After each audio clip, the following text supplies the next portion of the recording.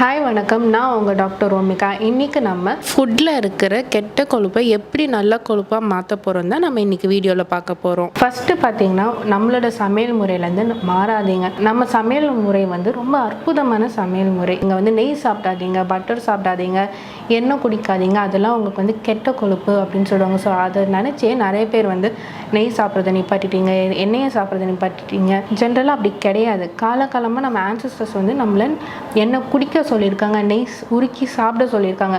நம்மளுக்கு எந்த முறையில் சாப்பிடணும்னு அவங்க சொல்லியும் கொடுத்துருக்காங்க. நம்மளுக்கு அது தெரியாதனால நம்ம அதை மறந்துடுவோம் அப்படின்றனால நம்ம சமையலே அதை அவங்க ஈஸியாக பண்ணி கொடுத்துருக்காங்க. ஜென்ரலாக நீங்கள் சமைக்கும் போது ஃபஸ்ட்டு எடுத்தோன்னே எண்ணெய் ஊற்றுறீங்களே, அது ஒரு அன்ஹெல்த்தி ஃபேட். ஓகேங்களா? அந்த எண்ணெய் ரொம்ப ஒரு அன்ஹெல்த்தி ஃபேட்.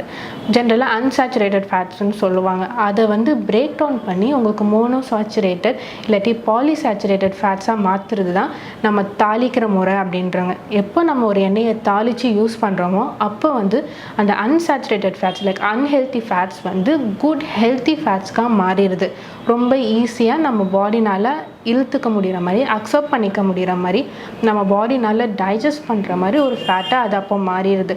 அதுதான் தாளிக்கிற முறை அப்படின்றாங்க. அதே மாதிரி நெய் குடிக்கும்போது உருக்கி குடிங்க அப்படின்னு சொல்கிறது ஏன் அப்படின்னு பார்த்தீங்கன்னா, ஒரு அன்ஹெல்த்தி ஃபேட் ஹெல்த்தி ஃபேட்டாக மாறுற ப்ராசஸ் தான் நெய் உரிக்கிற ஒரு மெல்ட் பண்ணுற மெத்தட்னால அது ஒரு ஹெல்த்தி ஃபேட்டாக மாறுது.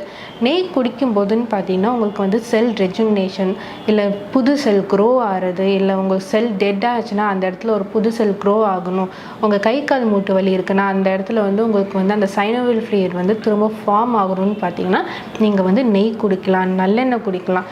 ஜென்ரலாக இது நீங்கள் எடுக்கும்போது உங்களுக்கு அது பல மடங்கு ரொம்ப ஹெல்ப்ஃபுல்லாக இருக்கும். பட் இந்த காலகட்டத்தில் அது எல்லாமே ஒரு அன்ஹெல்த்தி ஃபேட்டுன்னு நம்மளுக்கு அட்வர்டைஸ்மெண்ட் பண்ணி நம்ம ஃபேட்டா, எண்ணெயா, நெய்யா, ஐயோ எனக்கு கொலஸ்ட்ரால் இருக்குது, என்னை சாப்பிடக்கூடாதுன்னு சொல்லியிருக்காங்க அப்படின்னு நீங்கள் நினச்சிறீங்க.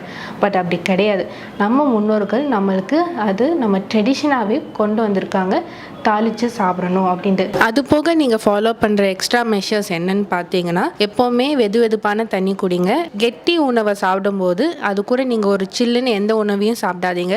ஸ்டிக்கி ஃபுட் சாப்பிடும்போது நீங்கள் சில்லுன்னு எந்த கூல் ட்ரிங்க்ஸையும் சாப்பிடாதீங்க. ஃபார் எக்ஸாம்பிள், நீங்கள் ஒரு பீஸா சாப்பிட்றீங்க, ஒரு பாஸ்தா சாப்பிட்றீங்க, சீஸ் ரிலேட்டடான ஃபுட் சாப்பிடும்போது நீங்கள் சைட்லேயே ஒரு கூல் ட்ரிங்க்ஸ் வச்சு சாப்பிட்ற பழக்கத்தை வச்சுக்காதீங்க. அதே மாதிரி மட்டன் சாப்பிடும்போது எப்போவுமே சூடான வெதுவெதுப்பான தண்ணி குடிங்க. ஸோ இந்த மாதிரி சின்ன சின்ன விஷயங்கள் நீங்கள் உங்கள் உணவில் மாற்றிட்டு வரும்போது உங்கள் உடம்புல இருக்கிற கெட்ட கொழுப்பு நல்ல கொழுப்பாக மாற ஆரம்பிச்சிடும். நன்றி, வணக்கம்.